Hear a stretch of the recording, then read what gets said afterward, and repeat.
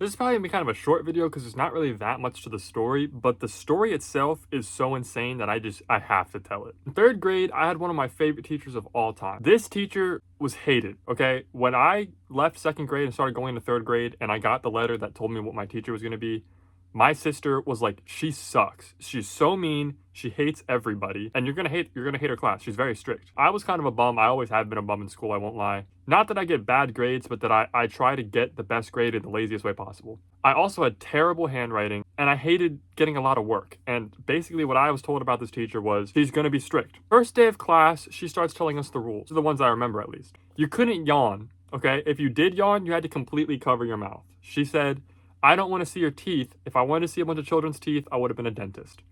Okay? Another thing is, you couldn't lean on your arm. If you were caught sitting like this, at all, you got in trouble. You had to always sit straight up. She was teaching us good posture. Another thing, she gave a lot of work, okay? Full-length essays, all this stuff in third grade. I actually ended up hitting it off with this teacher, like really well. One of the things that she did for me was she actually let me take books from her library home, and she didn't usually let kids do that. But because she liked me so much, she gave me special privileges. Sometimes she would give us time to play on the computer in her class. Even though she was very strict, she would still find time for us to play on the computer. I thought that was super cool. I liked this teacher so much that even after I left third grade, I still kept in contact with her sometimes. I haven't talked to her in a while now, but I used to send her postcards. She would send me some back. I really enjoyed this teacher. She's still one of my favorite teachers. That doesn't go without saying that I didn't get in trouble. I remember one time in class, I was really pushing her buttons. And, she made me flip my card to yellow.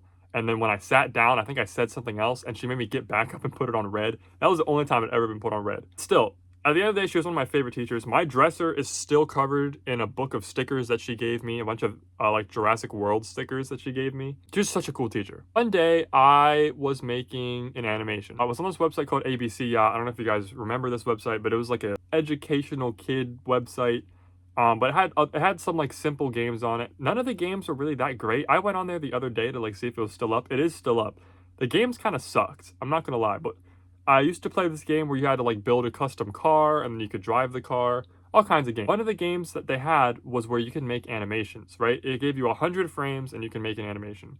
I used to make animations a lot. I was really into creating content. I've always been really into creating stuff. One day, near the beginning of the school year, we came into class, the teachers brought us into a dark room, and they were very serious, okay? The teacher next door to my third grade teacher was best friends with my third grade teacher, right? They were neighbors and they were best friends. She brought us over to the other class. It was dark. She was dead silent, okay? Both the teachers completely straight face. Like, we were like, what is going on right now? They were like, you guys see the clock right now? And they point at the clock, and they were like, that was the moment that the first plane hit the tower on 9/11. And we were like, what is she talking about?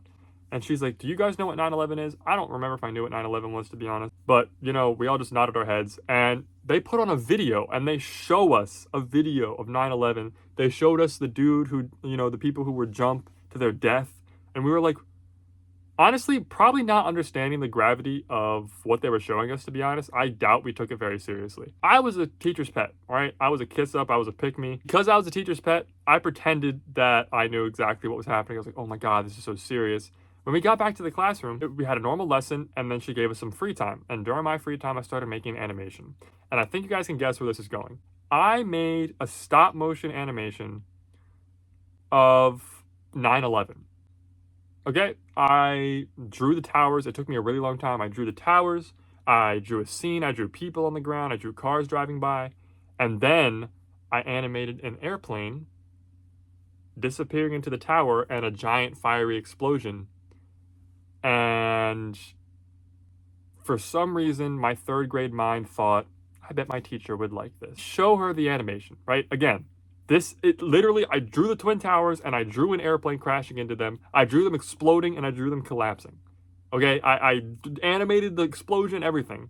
And my teacher, she's watching it and she's not really giving me any emotions in her face. Okay, she's kind of just watching it like, just like a blank expression. I'm sitting there and I'm like, man, she's like really gonna be appreciative of my work. When the animation finishes, because again, it's only 100 frames, so it's not very long, she turns to me and she's like, this is really good. You did a really good job. In third grade, that's what you wanted to hear. But now that I'm much, much older, I cannot believe that she said that to me.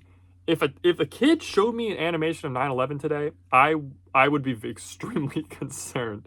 She was not concerned in the slightest. And in fact, when I told her I wanted to save it because you could export the animations, she agreed, okay? She got out a little USB stick, downloaded the animation onto it, held it up to me, and she was like, "I'm going to keep this in my classroom forever." So, somewhere out there on a little hard drive that looks like a turtle in my third grade teacher's classroom, there's an animation with my name on it of a recreation of the events that took place on September 11th, 2001. I have to live with that for the rest of my life, that animation is out there somewhere just waiting to be clicked on. I'm sure the file's never been opened, just out there somewhere. It's got my full name. And that does worry me sometimes. So yeah, that's pretty much the whole story. Let me know if you guys want to hear some more, and see you in the next one. Peace out.